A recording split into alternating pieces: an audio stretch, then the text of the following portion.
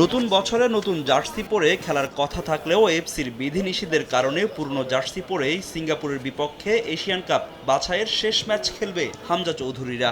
একই কন্ডিশন বাংলাদেশ নারী দলেরও।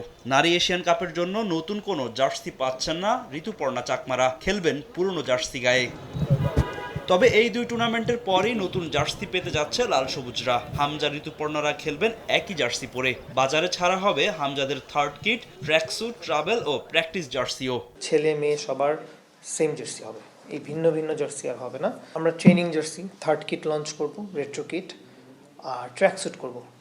ট্র্যাকস্যুট তো আগেও দিয়েছি, কিন্তু এবার মেয়েদের দেখেছেন নাকি আন্ডার-19 ট্রাভেল করছে না, পরাপরি করে ট্র্যাকস্যুট পরে।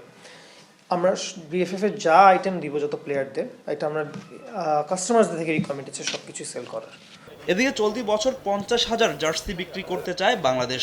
দলের জার্সি তৈরি করা প্রতিষ্ঠান দৌড় মূলত সাফ চ্যাম্পিয়নশিপকে ঘিরেই এমন পরিকল্পনা নিয়েছে তারা। আমাদের নিউ ইয়ার টার্গেট হচ্ছে আমরা 50,000 জার্সি সেল করব। এটা খুব বড় টার্গেট। 50,000 হিসাবে যদি রয়্যাল রেপ্লিকা না থাকতো এর চেয়ে অনেক 3 গুণ বেশি করতে পারতাম, কিন্তু রেপ্লিকা থাকা এই চেষ্টা কঠিন। 50,000 আমাদের টার্গেট করা। আর এইবার যেটা বললাম সব সেল করব, ট্রেনিং জার্সি, মোজা, ট্র্যাকস্যুট, যত যা আছে। কারণ আমরা কিন্তু অলরেডি জিনিসটা করি, কিন্তু বিএফএফ এর লোগো দিয়ে করি না, কারণ আমাদের কন্ট্রাক্টের মধ্যে খালি জার্সির কথা মেনশন করা।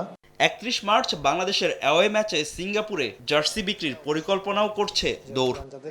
সবসময় ফাহিম ইসলাম, সময় সংবাদ, ঢাকা।